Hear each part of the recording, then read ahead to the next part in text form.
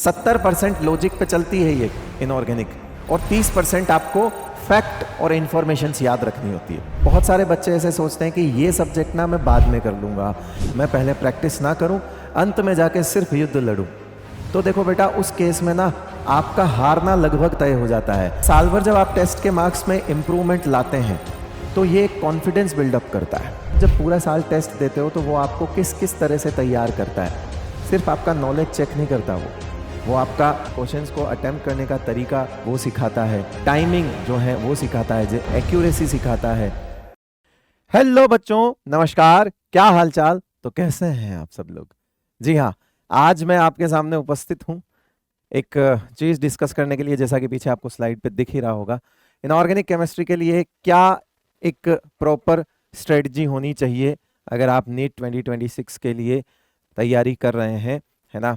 तो आप किन किन चीज़ों पे आपको फोकस करना चाहिए। ये एक रोड मैप तो नहीं है, लेकिन हाँ, ये कुछ उन बातों के बारे में जिक्र होगा जो इनऑर्गेनिक पढ़ते हुए हमें ध्यान रखनी है। कुछ चैप्टर्स जो हमारे इनऑर्गेनिक हैं उनका कौन सा जो एरिया है, कोर सेक्शन कौन सा है ना, उसके बारे में भी हम बात करेंगे। कुछ बेसिक चीज़ जो कि मुझे लगता है सिर्फ इनऑर्गेनिक के लिए नहीं, हर सब्जेक्ट के लिए एक बेसिक रिक्वायरमेंट होती है ना, कि आपको प्रिपरेशन करते टाइम ये चीज़ें फॉलो करनी है। वो लगभग सब सब्जेक्ट के लिए सेम होती है, वो कॉमन चीज़ भी हम देखेंगे। तो ऐसा कुछ बहुत जादुई तो नहीं है इस वीडियो में, लेकिन हाँ, जो लोग प्रिपेयर कर रहे हैं उन्हें थोड़ा सा गाइडेंस जरूर मिल सकता है बेटा। तो जरूर इस वीडियो को देखिएगा आप, अगर आप भी नीट 2026 की तैयारी कर रहे हैं तो इनऑर्गेनिक केमिस्ट्री को पढ़ने के लिए क्या चीज़ें जरूरी हैं। पहला सवाल दिमाग में आता है कि why inorganic is crucial for NEET. Actually ना बहुत सारे बच्चे ऐसे सोचते हैं कि ये सब्जेक्ट ना मैं बाद में कर लूंगा, ये सब्जेक्ट मैं खुद से पढ़ लूंगा। 6 ही तो चैप्टर्स हैं, क्योंकि कुछ सिलेबस में से, नीट के सिलेबस में से कुछ चीज़ें जो हैं वो हटा दी गई हैं, तो मैं बाद में देख लूंगा, ये कर लूंगा, वो कर लूंगा, है ना। इसे थोड़ा हल्के में लिया जाता है, थोड़ा सा ऐसे सोचा जाता है कि सबसे लीस्ट प्रायोरिटी दे देंगे इसे, है ना। और कई बार होता है कुछ महीने निकल जाते हैं, पूरी प्रिपरेशन साल में कर रहे हैं, है ना, और सारे सब्जेक्ट की कर रहे हैं, लेकिन इसे नहीं पढ़ रहे हैं। अब उससे हो क्या रहा है? एक तो ये लास्ट के टाइम पे ये एकदम बर्डन बन जाने वाला है। दूसरा, आपको टेस्ट वगैरह तो साल भर देने हैं। जब आपके क्लास टेस्ट होंगे तो जो मार्क्स हैं वो तो इस पे भी डिपेंड करेंगे कि टीचर क्लास में क्या पढ़ा रहा है। अगर वो पढ़ा रहा है इनऑर्गेनिक तो उससे रिलेटेड क्वेश्चंस आएंगे, सिलेबस तो आएगा टेस्ट में। तो आप क्या करते हो, जब आप इसे स्किप कर देते हो कि मैं तो अपने हिसाब से बाद में पढ़ लूंगा, है ना, कुछ नहीं, आसान है ये तो आपके टेस्ट के मार्क्स जो हैं वो साल भर सही नहीं आते। आप इस वाली फिलोसॉफी पे चल रहे होते कि कोई बात नहीं, ठीक है, वहां पे अच्छा कर लूंगा बाद में पढ़ के। ऐसे नहीं चलता बेटा। क्या होता है, साल भर जब आप टेस्ट के मार्क्स में इंप्रूवमेंट लाते हैं तो ये कॉन्फिडेंस बिल्डअप करता है, और यही कॉन्फिडेंस जो है ये आपको मेन एग्जाम में चाहिए होता है। तो कभी भी ये चीजें नहीं करनी चाहिए एक बच्चे को कि टेस्ट नहीं दिया साल भर। मुझे मिलते हैं ऐसे बच्चे जो मुझे ये बोलते हैं कि सर साल भर टेस्ट नहीं दिए। उन बच्चों के सामने मैं सिर्फ एक ही सवाल रखता हूं कि साल भर टेस्ट ना देने के बाद जब तूने मेन एग्जाम में, जब तूने 3 घंटे बिताए तो कैसा लगा तुझे? तो वो बोलता है सर 3 घंटे जो है ना बहुत ज्यादा लग रहे थे। कम नहीं, बहुत ज्यादा लग रहे थे उसे। क्यों लग रहे थे? क्योंकि उसे कुछ आता ही नहीं, है ना, उसे क्वेश्चन अटेम्प्ट करना नहीं आता। आप सोचते हो आप जब पूरा साल टेस्ट देते हो तो वो आपको किस किस तरह से तैयार करता है। सिर्फ आपका नॉलेज चेक नहीं करता, वो आपका क्वेश्चंस जो है, क्वेश्चंस को अटेम्प्ट करने का तरीका जो है वो सिखाता है, टाइमिंग जो है वो सिखाता है, जो एक्यूरेसी सिखाता है ना, टाइम मैनेजमेंट सिखाता है, कौन से क्वेश्चंस छोड़ने हैं ये भी सिखाता है साल भर जब आप टेस्ट देते हो। तो इन सारी बातों को जब आप भूल जाओगे और ये सोचोगे कि मैं किसी युद्ध की तैयारी ना करूं, मैं पहले प्रैक्टिस ना करूं, अंत में जाके सिर्फ युद्ध लड़ूं, तो देखो बेटा, उस केस में ना आपका हारना लगभग तय हो जाता है। जब प्रैक्टिस ही नहीं है तो लगभग आपका हारना क्या हो जाएगा, वो क्या हो जाएगा, लगभग तय हो जाएगा। तो चलिए, और भी कुछ बहुत सारी बातें जो हैं वो हम इसमें देखेंगे। कुछ कुछ चीजें जो मेरे ख्याल से गाइडेंस के लिए हैं, कोई बहुत ज्यादा लंबा वीडियो नहीं होने वाला है। और मैं ये भी बोलूंगा कि ऐसे ढेर सारे वीडियो देखने का भी कोई फायदा नहीं है। कोई भी एक वीडियो देखो, इन वीडियो का सीधा सा एक ही मोटिव होता है, हल्का सा आपको आपकी तैयारी के लिए पुशअप जो है पुश करना होता है ना, आपकी तैयारी के लिए पुश करना होता है, मोटिवेट करना होता है, गाइड करना होता है, और जस्ट ये बताना होता है कि हम हैं आपके साथ, साल भर तैयारी कर रहे हैं। हम भी खुद तैयारी कर रहे हैं और जस्ट आपको ये बताना होता है कि देखो बेटा, थोड़ा सा अगर अपन इस तरीके से चलेंगे तो हमें दिक्कतें कम आएगी। हालांकि हर बच्चा अपनी अलग स्ट्रेटजी बनाता है, मैं मानता हूं, ठीक है, बहुत सारे बच्चे उसमें सक्सेस भी हो जाते हैं, लेकिन ढंग की बनाएगा तो। अब गलत स्ट्रेटजी पे काम करोगे तो कभी भी सक्सेसफुल तो हो नहीं पाओगे। पहली चीज सवाल है, why inorganic is crucial for NEET? क्या जवाब है? पहली चीज, इसके इसके पीछे क्या लॉजिक है कि 15 सवाल आते हैं और सबसे अच्छी बात यह है कि एनसीईआरटी से बाहर नहीं आते हैं। एनसीईआरटी से बाहर नहीं आते हैं, 15 सवाल आते हैं मगर एनसीईआरटी बेस्ड आते हैं। तो ये हमारे लिए अच्छा हो गया कि हमें इधर उधर किसी दूसरी बुक में झांकने की जरूरत नहीं है, जो कि मैंने आगे भी बात करी आगे आने वाली स्लाइड पे। नो कैलकुलेशंस, है ना, यानी कि टाइम कंज्यूमिंग तो बिल्कुल नहीं है ये। अपने मतलब मैंने ये बोला, मैं बता रहा हूं कि बच्चा कई बार होता है कि 1 मिनट तो बहुत ज्यादा बोल रहा हूं मैं किसी क्वेश्चन के लिए, शायद 7, 8 या 10 मिनट में पूरी इनऑर्गेनिक हो जाती है मेन एग्जाम के अंदर, जो बच्चे को आते हैं और बच्चे बोलते हैं सर सारे सही है। तो ये तो अपना बहुत बढ़िया काम हो गया ना, कि आपको ना तो टाइम इन्वेस्ट करना, ना आपको बहुत ज्यादा अपना दिमाग भी इन्वेस्ट करना है, क्योंकि कैलकुलेशन में दिमाग बहुत ज्यादा लगता है। तो ना तो आप टाइम इन्वेस्ट कर रहे हो, ना आप अपना बहुत ज्यादा दिमाग इसमें इन्वेस्ट कर रहे हो, मतलब आपका इन्वेस्टमेंट बहुत कम है ना। और no calculations, no numericals, obviously जब कैलकुलेशन नहीं है, न्यूमेरिकल नहीं, ओनली मेमोरी प्लस लॉजिक। हाँ, 70% लॉजिक पे चलती है ये इनऑर्गेनिक, और 30% आपको फैक्ट और इंफॉर्मेशन याद रखनी होती है। अब 30% तो किसी भी, मुझे लगता है किसी भी सब्जेक्ट में इतना हिस्सा तो होता ही है जिसे याद रखना होता है। फिजिक्स की बात करोगे वहां फॉर्मूलाज याद रखने होते हैं, फिजिकल केमिस्ट्री की बात करोगे तो वहां भी फॉर्मूला वगैरह तो याद रखने ही होते हैं। उतना ही है, बस एक ऑरा अलग बना दिया, एक हवा बना दी इसकी कि इनऑर्गेनिक तो रटने वाला है, ऐसा नहीं है। इसमें भी उतना ही पार्ट रटने वाला है जितना बाकियों में है। बस वही बात है कि इसमें जो लॉजिक है उसमें कैलकुलेशन नहीं है, लॉजिक है या कॉन्सेप्ट है, वो 70% कॉन्सेप्चुअल सब्जेक्ट है ये, और 30% ये फैक्ट बेस्ड सब्जेक्ट है।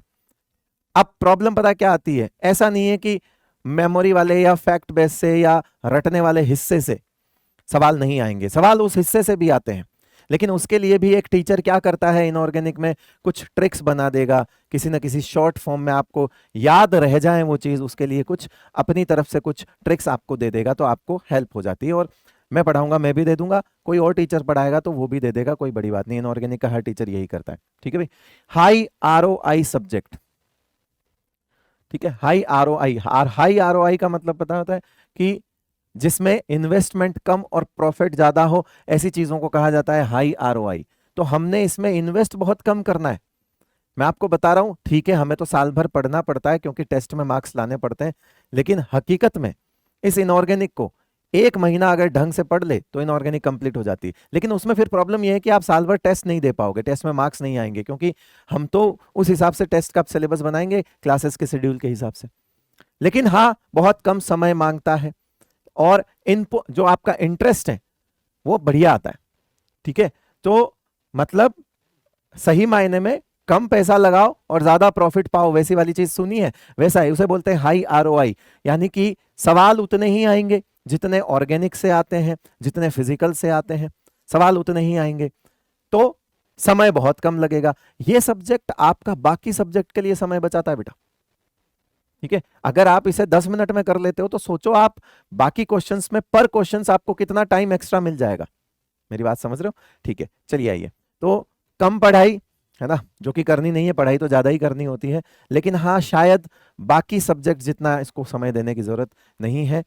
कई बार होता है, मैंने बच्चों से मुंह से सुना है कि क्लासेस अगर ध्यान से कर लेते हैं इनऑर्गेनिक की तो भी बहुत होता है सर हमारा हो जाता है। मैं खुद मैं पढ़ाता हूँ इनऑर्गेनिक, मैं कोई अपना सब्जेक्ट को हल्का नहीं बोल रहा हूँ, मैं इतना जानता हूँ कि ये ऐसा है कि क्लासेस करी, याद रहा, आंसर आ जाएगा। लेकिन क्लासेस नहीं करी और याद नहीं है तो ऑब्वियसली सवाल गलत होगा। और बेटा ऐसा नहीं कि इसका सवाल गलत होगा तो मार्क्स कम कटेंगे, नहीं, उतने ही मार्क्स आएंगे सही करने पे और गलत करने पे उतने ही कटेंगे भी। तो ऐसा नहीं है कि इसमें कुछ अलग हिसाब किताब है, सेम तो वही है, ज्यादा स्कोर है इफ डन राइट। अगर आप सही तरीके से इसे पढ़ते हो तो वाकई में ये कम इन्वेस्टमेंट में ज्यादा प्रॉफिट देता है, बिकॉज नंबर ऑफ क्वेश्चंस तो उतने ही आते हैं। इसके बाद हम अगर चर्चा करें तो राइट सीक्वेंसिंग बहुत इंपॉर्टेंट है।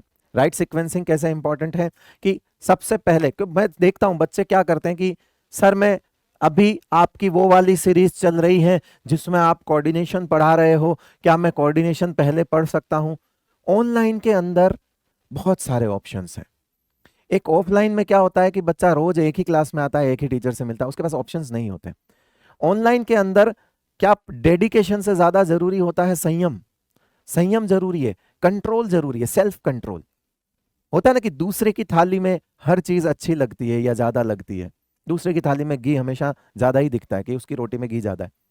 तो जब आप एक बैच में पढ़ रहे होते हैं और अचानक से एक कोई सीरीज लॉन्च होती है जिसमें मैं किसी और सब्जेक्ट में पढ़ा रहा होता हूँ या कोई XYZ टीचर और पढ़ा रहा होता है, हमें लगता है ये वाला अच्छा है, सारे अच्छे, इसके व्यूज अच्छे आ रहे हैं, हमें भी यहां देख लेना चाहिए।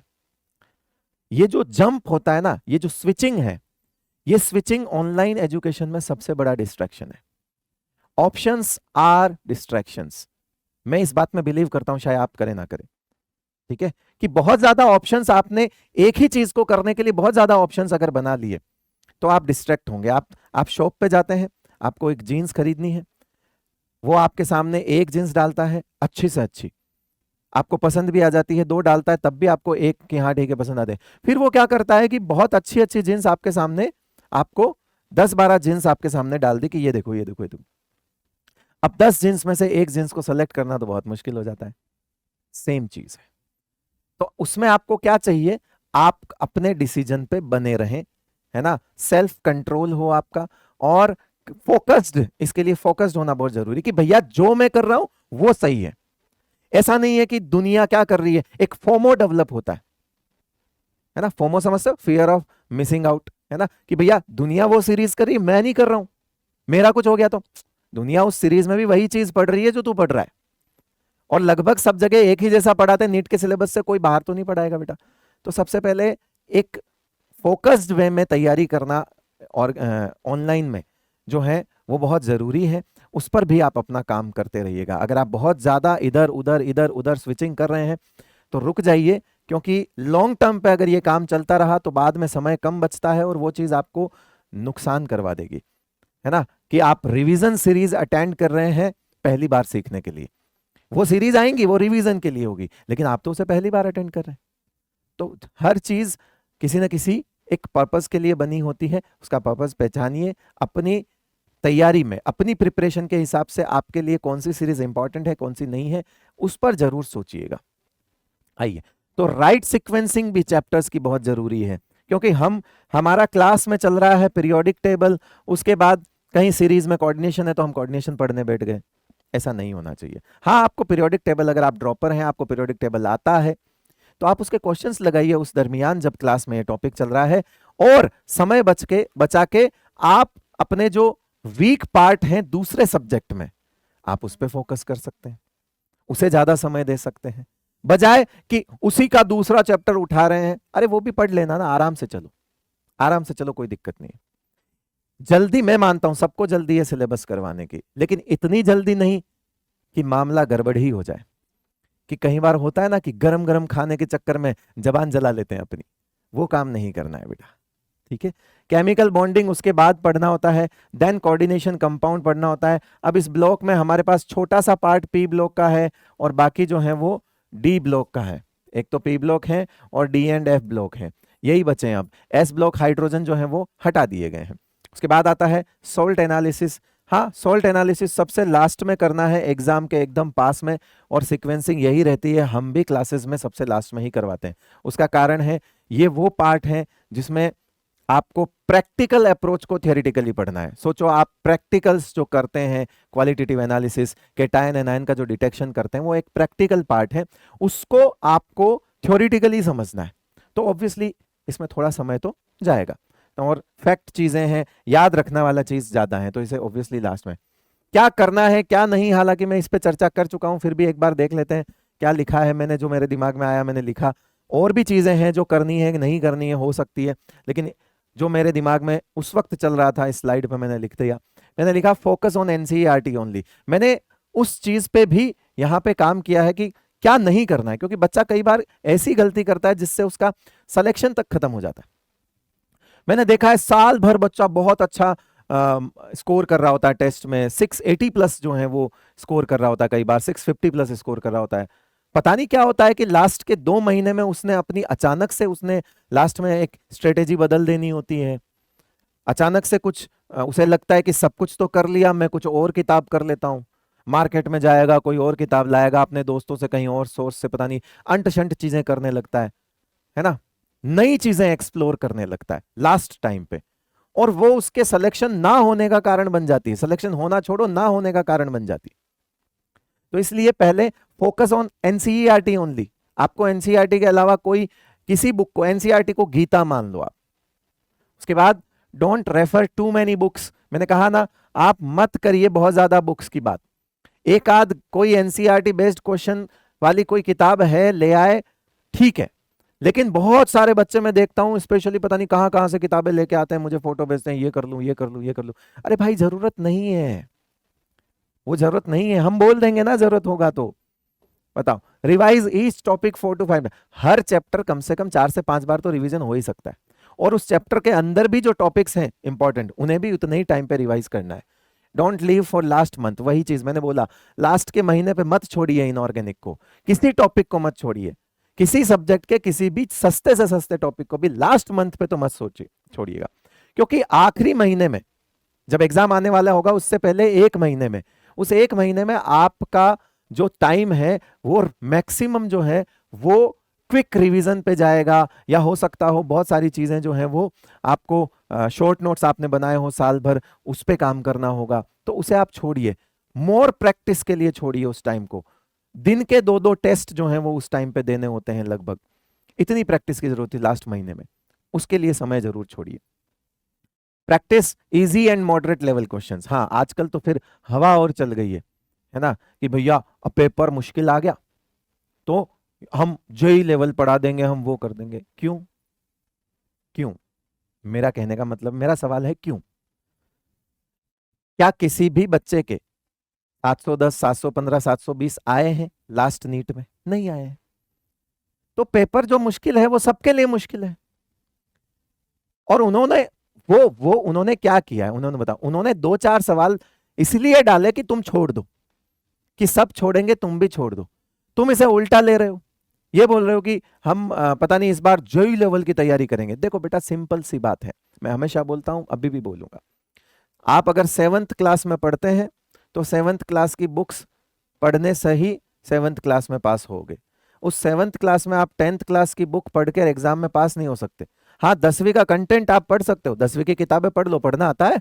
7वीं क्लास में बैठ के 10वीं क्लास की किताबें कोई भी पढ़ लेगा, लेकिन 7वीं में पास नहीं हो पाएगा, और 10वीं का एग्जाम उसे देना नहीं। थोड़ा बोला है, ज्यादा समझ जाओ। सो हमेशा याद रखो, रिलेवेंट चीजें हो, इजी और मॉडरेट ही ज्यादा पूछता है।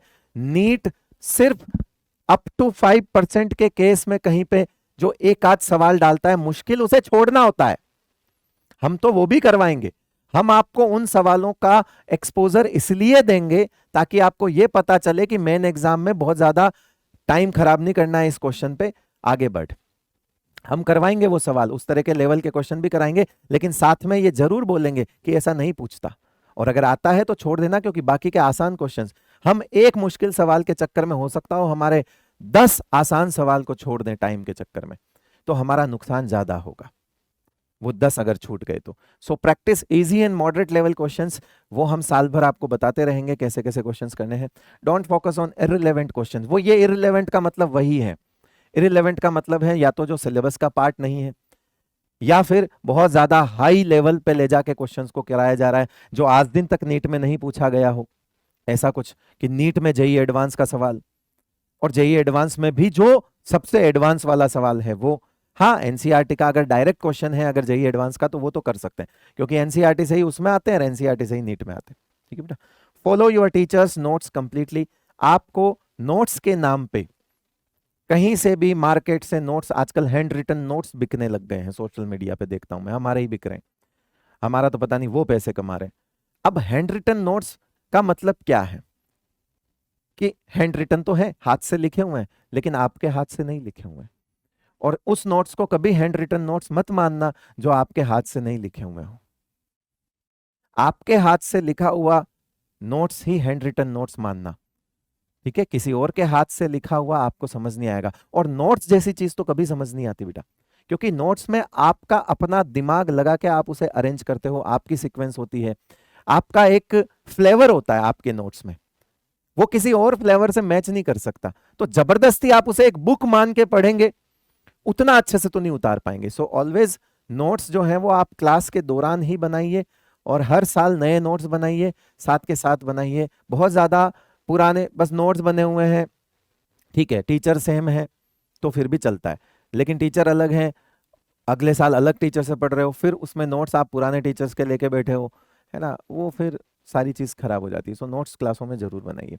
उसके बाद है don't change teachers and batches, follow one team, है ना। बार बार ये टीचर्स को चेंज करना, टीम चेंज करना, बैचेस चेंज करना, स्विचिंग, आपको वो स्विच बैकलॉग कवर करने के चक्कर में हम लोग एक बैच में दूसरा बैच देते हैं, इसलिए नहीं देते हैं कि तू कूदता रहे उसमें, ठीक है, इसलिए नहीं। और दो नावों में पैर रखने वाला कभी भी किनारे नहीं पहुंचता, उसका तो नुकसान ही होता है। तो हमेशा याद रखना बेटा, जिस जिस बच्चे ने सिलेक्शन आज दिन तक लिया है इस प्लेटफॉर्म से या किसी भी प्लेटफॉर्म से, उसने एक टीम एक बैच को साल भर फॉलो किया है, आपको भी वही करना है। फिर कुछ बेसिक चीजें हैं, इस पे तो क्या बात करेंगे, रेगुलर क्लासेस आपको अटेंड करनी ही है, डेली क्लास नोट्स जो है उसे रिवाइज करना है, डेली रिवीजन करना है। उसके बाद डीपीपीज करनी ही है, जो डीपीपी आपको डेली मिलती है। होमवर्क गिवन इन लेक्चर्स, हम मॉड्यूल से कुछ होमवर्क देते हैं या हम कुछ क्वेश्चन स्लाइड पे भी छोड़ते हैं, वो होमवर्क जरूर करने हैं, उन्हें अनदेखा नहीं करना है, क्योंकि वो होमवर्क एकदम उसी टॉपिक्स के रिलेटेड होते हैं जो उस लेक्चर के दौरान पढ़ाया गया होता है। यानी कि वो आपको आज जो सीखा आपने उन चीजों को दिमाग में लॉक करने के लिए होती हैं वो होमवर्क। तो इसलिए होमवर्क अवॉइड ना करें। रेगुलर क्लास टेस्ट वगैरह जब भी होता है आप उसे जरूर दें। बहुत सारे बच्चे ऐसे बोलते हैं कि इस बार मेरी कोई तैयारी नहीं, मैं टेस्ट नहीं दूंगा। नहीं, जितनी है उतनी दे, क्या पता उस टेस्ट में आया हुआ सवाल सीधा नीट में आ जाए। तो ऐसा कुछ नहीं है, ठीक है। जब ये पता हो कि मेरी तैयारी नहीं है, कोई बात नहीं, मार्क्स कम आएंगे, जज मत करना, खुद सेल्फ डाउट में मत आना, लेकिन अटेंड करने से तेरे पास कुछ क्वेश्चंस आ गए हैं, और वो क्वेश्चंस हो सकता हो नीट में डायरेक्ट आ जाए, उस पेपर को बाद में तो कर ही सकता है ना बेटा। तो टेस्ट कभी मत छोड़िए। कुछ चीजें हैं जो बूस्ट कर सकती है आपकी इस प्रिपरेशन को, जो इस एक प्रॉपर प्रोसेस के अलावा हो सकती है, कि आप बीच बीच में मॉक टेस्ट दे सकते हैं, शॉर्ट नोट्स आप बना ही सकते हैं, उन्हें आप अलग से रिवीजन को बूस्ट करने के लिए शॉर्ट नोट्स बहुत जरूरी है। दूसरा, NCERT reading after chapter completion, एक चैप्टर खत्म होने के बाद मैं बोलूंगा अब एनसीईआरटी पढ़ ले, है ना, नीट उसे इनऑर्गेनिक में, बाकी में नहीं, बाकी में अपने टीचर के हिसाब से जब वो बोले तब आप रीड करिए, बायोलॉजी वाली साथ के साथ रीड करिए, है ना। तो एनसीईआरटी रीडिंग इनऑर्गेनिक के लिए मैं ये बोलूंगा कि जब चैप्टर खत्म हो जाए, जब 2 बार नोट्स पूरा रिवीजन हो जाए, उसके बाद एनसीईआरटी उठाओ और एनसीईआरटी की रीडिंग लगाओ, तब लगेगा हाँ ठीक है। कौन कौन से चैप्टर्स हैं और उनमें कौन कौन से टॉपिक हैं जो सबसे पहले ध्यान रखना चाहिए जब आप रिवीजन कर रहे हैं। क्लास के टाइम पे ऐसा नहीं है कि मैं पढ़ा रहा हूं कुछ और तुम सीधा जाके वीएससी पीआर पे फोकस कर रहे हो, है ना, वीएससी पीआर पे फोकस कर रहे हो, क्लास में ऐसा कुछ नहीं है, ठीक है बेटा। तो जैसे पीरियोडिक टेबल है, उसमें ट्रेंड्स जो प्रॉपर्टीज होती है वो इलेक्ट्रॉनिक कॉन्फ़िगरेशन से डायरेक्ट एक्सेप्शनल, खासतौर से एक्सेप्शनल इलेक्ट्रॉनिक कॉन्फ़िगरेशंस जो है वो पूछ लेते हैं। केमिकल बॉन्डिंग में वीएससी-पीआर, बॉन्ड पैरामीटर्स, एमओटी, खासतौर से ये 3 ऐसे टॉपिक हैं जिनसे हमेशा सवाल देखने को मिलेगा। अब इन बॉन्ड पैरामीटर्स में बॉन्ड लेंथ, बॉन्ड ऑर्डर, है ना, बॉन्ड एंगल, बॉन्ड एनर्जी, सब आ गया, यहां से सवाल जरूर आता है। ये 3 ऐसी चीजें हैं जहां से आपको सवाल मिलेगा ही मिलेगा। कोऑर्डिनेशन कंपाउंड में आपको कॉम्प्लेक्स का हाइब्रिडाइजेशन हमेशा पूछा जाता है, ज्योमेट्री पूछी जाती है, उसका मैग्नेटिक नेचर वो पैरा है, डाया है, और उसी से रिलेटेड कि उसमें कितने अनपेयर्ड इलेक्ट्रॉन है, एक ही बात है, वो पूछा जाता है, और आइसोमेरिज्म में से सवाल आ सकता है, ठीक है भाई। ये कुछ चीजें हैं। डी एंड एफ ब्लॉक में इंपॉर्टेंट प्रॉपर्टीज जो हैं, जो इंपॉर्टेंट प्रॉपर्टीज हैं डी ब्लॉक की, और K2Cr2O7 और KMnO4 ज्यादा इंपॉर्टेंट है, एफ ब्लॉक इतना इंपॉर्टेंट नहीं है। इंपॉर्टेंट नहीं है इसका मतलब ये नहीं कि नहीं पढ़ना है, पढ़ना है मेरे भाई, पढ़ना है, ठीक है, पढ़ना है। उसके बाद है P block, atomic and chemical properties, यही बचा है अब अपने सिलेबस में। एटॉमिक वाला पार्ट तो हम पीरियोडिक टेबल में ही करवा देते हैं ऑलमोस्ट, मतलब मैं तो करवा देता हूँ, और ये फिर केमिकल प्रॉपर्टीज है तो मैं प्ली ब्लॉक में पढ़ाता हूँ। सॉल्ट एनालिसिस में क्लासिफिकेशन पे ध्यान देना है, कौन से ग्रुप का कैटायन है ना, कौन सी कैटेगरी का एनायन है। ग्रुप रिएजेंट्स क्या है, क्या मिलाते हो किसी पर्टिकुलर ग्रुप के लिए। कॉमन रिएजेंट होता है कि कंसंट्रेट H2SO4 है, डाइल्यूट HCl प्लस H2S है, NH4Cl प्लस NH4OH है, ऐसे कुछ ग्रुप्स होते हैं।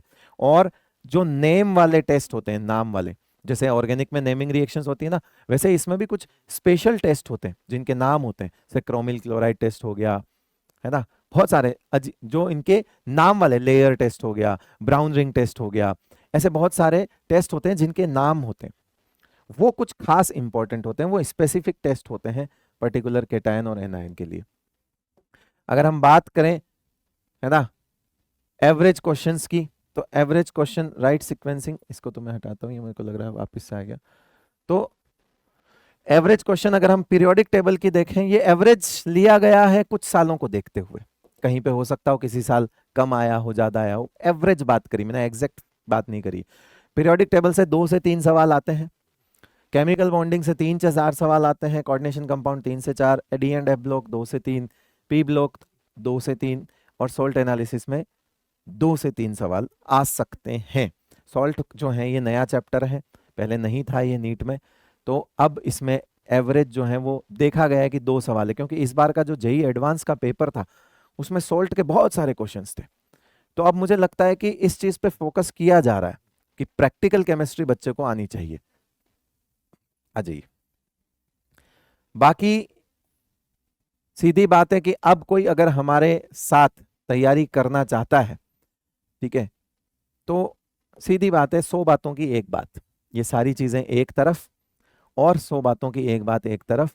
नीट कंसिस्टेंसी मांगती है, नीट में हर पॉइंट पे जो परफेक्शन है उसकी जरूरत नहीं है, सेलेक्टेड टॉपिक पढ़ने होते हैं लेकिन कंसिस्टेंसी के साथ पढ़ने होते हैं। सो उसका एक पहला थंब रूल है कि अगर आप अपनी क्लासेस ऑनेस्टली अटेंड करते हैं तो मेरे ख्याल से आप 70-80% उस कंसिस्टेंसी वाले रास्ते पे आ चुके हैं।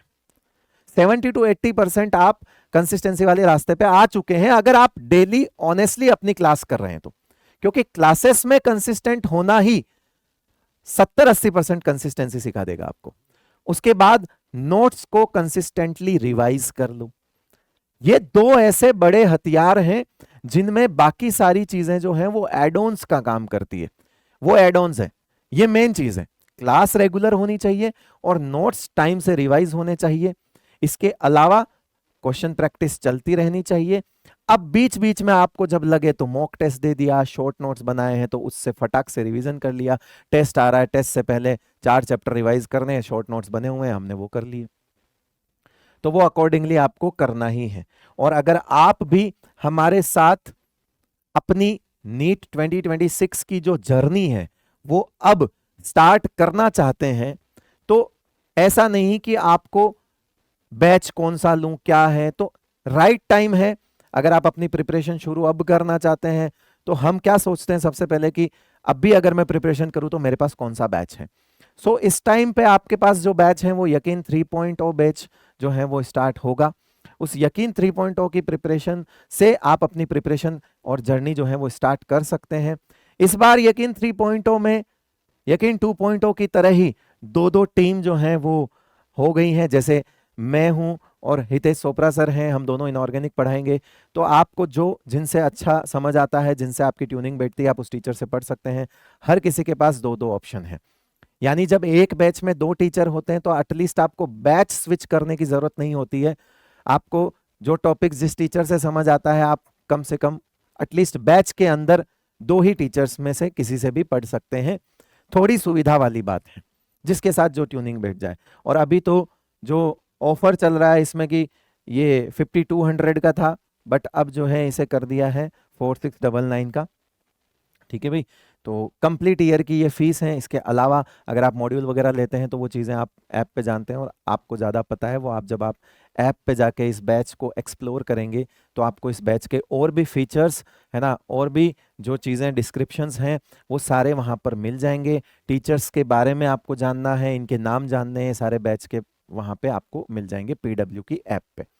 तो बस फिर आप अगर सोच रहे हो तैयारी की, तो भैया यकीन 3.0 शुरू होने वाला है, आप उससे जुड़ जाइए, हम आपसे जुड़ जाएंगे और फिर मिलेंगे एक दिन रिजल्ट सेलिब्रेशन में। ठीक है भाई, तो ये था कंप्लीट थोड़ा बहुत स्ट्रेटेजी वाली बात। देखो स्ट्रेटेजी कुछ जो है ना, वो कुछ ऐसा नहीं है कि मैंने जो बोल दिया वो लो की लकीर है अब ऐसे ही कर, नहीं। एक टीचर ने बोला, आप उसे थोड़ा फॉलो करने की कोशिश करो, है ना, शायद आपको हेल्प हो जाएगी, जिस रास्ते पे आप चल रहे हो वहां चलना थोड़ा आसान हो जाएगा।